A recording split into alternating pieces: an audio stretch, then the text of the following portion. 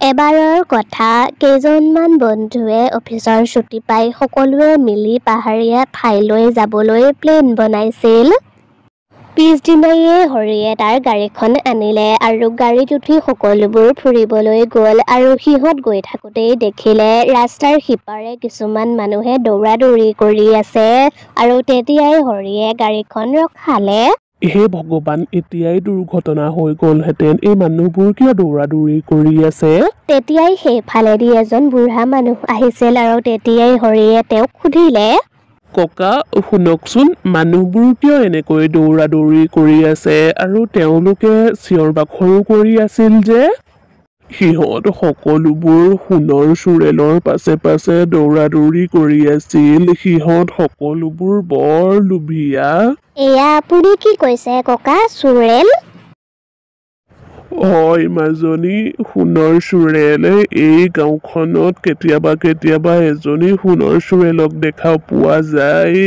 এনেও এই গাঁওখনৰ মানুহবোৰ বৰ দুখীয়া, গতিকে সেই সোণৰ চোৰেলজনীক মানুহবোৰে যেতিয়াই দেখে তেতিয়াই মানুহবোৰ চোৰেলজনীৰ পাছে পাছে যাব। সোণৰ চোৰেল? সঁচাকৈনে? সঁচাকৈ সেইজনী সোণৰ চোৰেল। তাইৰ গোটেই শৰীৰটোৱেই সোণৰ।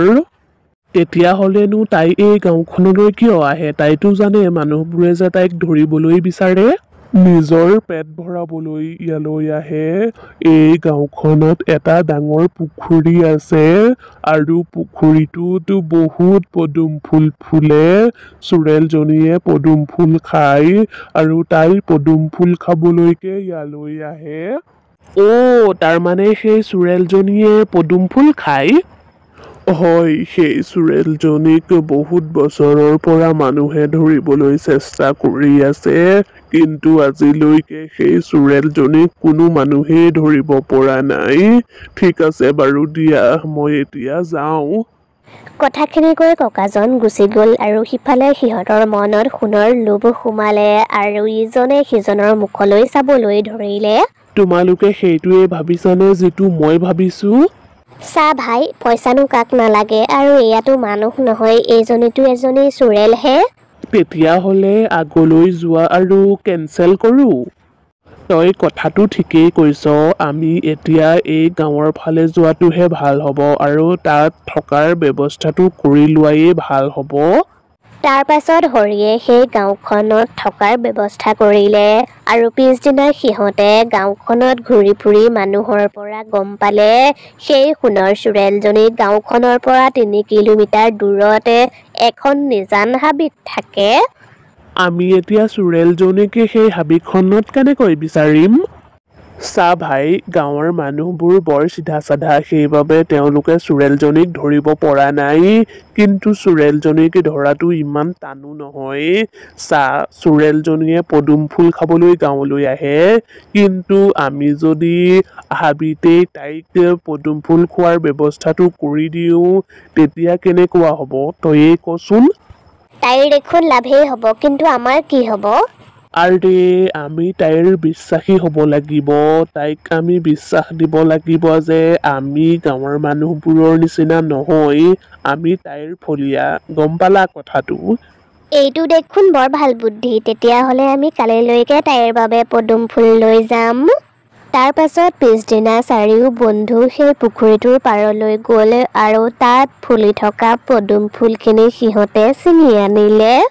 ভাগ্য ভাল, আমাক যে কোনেও দেখা পোৱা নাই, নহ'লে গাঁৱৰ মানুহবোৰে আমাৰ কথাবোৰ গম পাই যাব। হয় দে, এতিয়া সোনকালে ব'ল, আমি চোৰেলৰ ঠাইখিনি পাবগৈ লাগিব নহয়। কিন্তু গোটেইখিনি গ'লে চোৰেলজনীয়ে ভাবিব তাইক আমি ধৰিবলৈ গৈছোঁ, সেইবাবে আমি এজনহে যাব লাগিব। ঠিক আছে, তেতিয়াহ'লে ময়েই যাওঁ, তোমালোক আঁতৰত ৰৈ থাকিবা।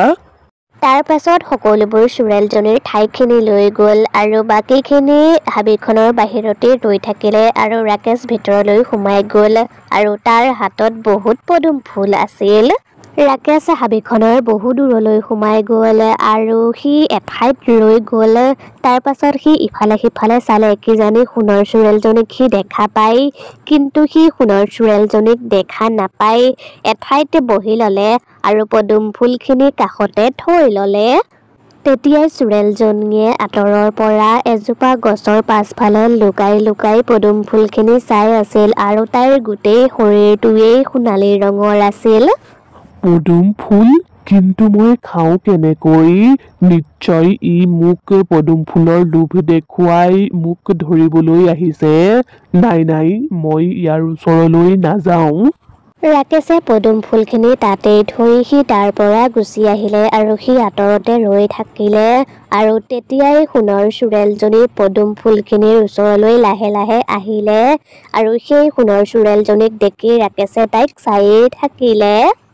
আৰে এইজনী দেখোন সঁচাকৈয়ে সোণৰ চোৰেল। তাৰমানে গাঁৱৰ মানুহবোৰে সঁচাকৈয়ে কৈ আছিলে। মইতো আগতে কেতিয়াও সোণৰ চোৰেলৰ কথা ভবা নাছিলো। চোৰেলজনীয়ে পদুম ফুল এপাহ লৈ খাবলৈ ধৰিলে। তাৰ পাছত তাই আশে পাশে চালে কিজানি কোনোবা আছে।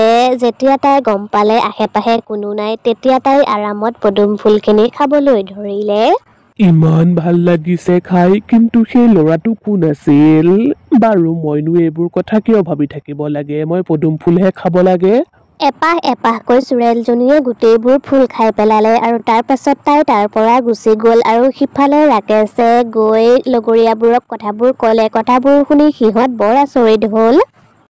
তাৰ পাছত পিছদিনাও সিহঁতে মনে মনে পুখুৰীটোৰ পৰা ফুলখিনি ছিঙিলে আৰু এইবাৰো ৰাকেশে ফুলখিনি লৈ চোৰেলজনীৰ ঠাইখিনিলৈ গ'ল আৰু সেই একেই ঠাইতে বহি ল'লে আৰু চোৰেলজনীয়ে তাক মনে মনে চাই আছিল।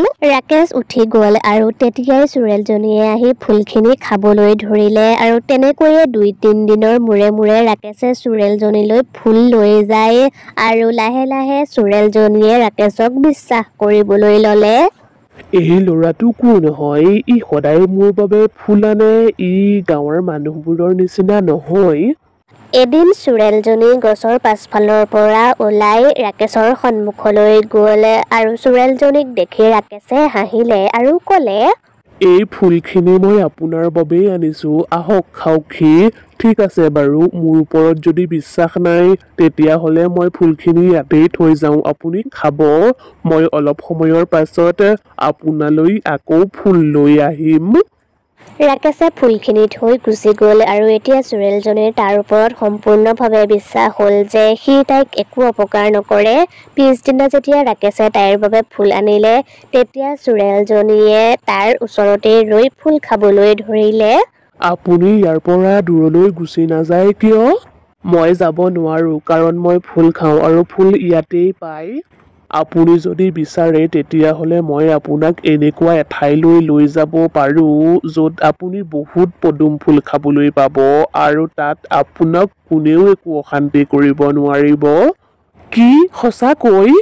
তাৰ পাছত কিছুদিনলৈ ৰাকেশ চোৰেলজনীৰ ওচৰলৈ যোৱা নাছিল। তই চোৰেলজনীক পদুম ফুল খুৱাই খুৱাই অভ্যাস কৰি দিলি, গতিকে তাই এতিয়া আৰু পদুম ফুল নোখোৱাকৈ থাকিব নোৱাৰে।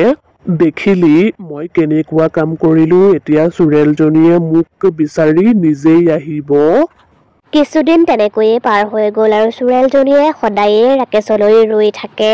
সেই ল'ৰাটো কিয় অহা নাই মোলৈ পদুম ফুল লৈ? মোৰ বৰ ভোক লাগি আছে। বহুত দিনৰ মূৰত ৰাকেশ চোৰেলজনীৰ ওচৰলৈ গ'ল। গাঁৱৰ মানুহবোৰে গম পাই গ'ল মই যে আপোনাৰ বাবে ফুল ছিঙি আনো, সেইবাবে ফুল ছিঙা বন্ধ কৰি দিলে। মই এতিয়া মোৰ বন্ধুবোৰৰ সৈতে উভতি যাব লাগিব। আপুনি আপোনাৰ খিয়াল ৰাখিব। মোকো তোমাৰ লগত লৈ ব'লা। ৰাকেশে চোৰেলজনীক ফাঁকি দি তাৰ লগত চহৰলৈ তাৰ ঘৰলৈ লৈ আহিলে আৰু এতিয়া চোৰেলজনী ৰাকেশৰ ঘৰতেই থাকে আৰু সি তাইক সদায়ে পদুম ফুল খাবলৈ দিয়ে। তাৰ পাছত সিহঁত এদিন লগ হ'ল আৰু সেই চোৰেলজনীক কেনেকৈ শেষ কৰিব পাৰি আলোচনা কৰিলে। তই তাইৰ পৰাই কথাটো উলিয়াব লাগিব। তাই কেনেকৈ শেষ হ'ব? মই আকৌ তাইৰ পৰা কথাটো কেনেকৈ উলিয়াম? তই কথাটো ওলোটাই পোলোটাই সুধিবি যাতে তাই সন্দেহ নকৰে। এদিন ৰাতি ৰাকেশ চোৰেলজনীৰ ওচৰলৈ আহিলে আৰু চোৰেলজনীয়ে পদুম ফুল খাই আছিল। সি বহুত সময় চোৰেলজনীৰ সৈতে কথা পাতিলে আৰু শেষত সি সুধিয়েই পেলালে। ইয়ালৈ আহিলে আপুনি ভালেই কৰিলে, নহ'লে পদুম ফুল খাবলৈ নোপোৱাহেঁতেন আপুনি শেষেই হৈ থাকিলেহেঁতেন। নাই নাই, তেনেকুৱা কথা নহয়। মই পদুম ফুল খাই ভাল পাওঁ, কিন্তু পদুম ফুল নাখালেই যে মই শেষ হৈ হয়তো আপুনিতো চুৰেল হে গতিকে আপুনিনো আকৌ কেনেকৈ মৰিব পাৰে নহয় তেনেকুৱা কথা নহয় চুৰেলো মৰিব পাৰে কিন্তু চুৰেলক মৰা বেলেগ বেলেগ পদ্ধতি আছে মই সোণৰ চুৰেল গতিকে মোক জুয়ে মাৰিব পাৰিব সেইবাবেইতো মই পাকঘৰলৈ নাযাওঁ তাৰ পাছত ৰাকেশে পিছদিনায়ে তাৰ বন্ধুবোৰক কথাবোৰ ক'লে আৰু সিহঁতে তেতিয়াই চুৰেলজনীক জ্বলোৱাৰ বুদ্ধি উলিয়ালে তাৰ পাছত সিহঁতে ৰাতিয়েই সেই কামটো কৰিলে যিটো ৰুমত চুৰেলজনী আছিল সেই ৰুমটো সিহঁতে জ্বলাই দিলে আৰু চাৰিওফালে জ্বলিবলৈ ধৰিলে আৰু সিহঁতৰ চুৰেলজনীৰ ওপৰত অকণমানো দয়া নপজিল ভিতৰৰ পৰা যেতিয়াই চুৰেলজনীৰ মাতবোৰ বন্ধ হৈ গ'ল তেতিয়াই সিহঁতে পানী মাৰি জুই নুমুৱালে আৰু ভিতৰলৈ সোমাই গ'ল আৰু সিহঁতে দেখিলে সকলোবোৰ জ্বলি শেষ হৈ গ'ল লগতে চুৰেলজনীও জ্বলি ভস্ম হৈ গ'ল সিহঁতৰ এতিয়া নিজৰ ওপৰতেই লাজ লাগিছিল কাৰণ সিহঁতে লোভৰ কাৰণে আন কাৰোবাক মাৰি পেলালে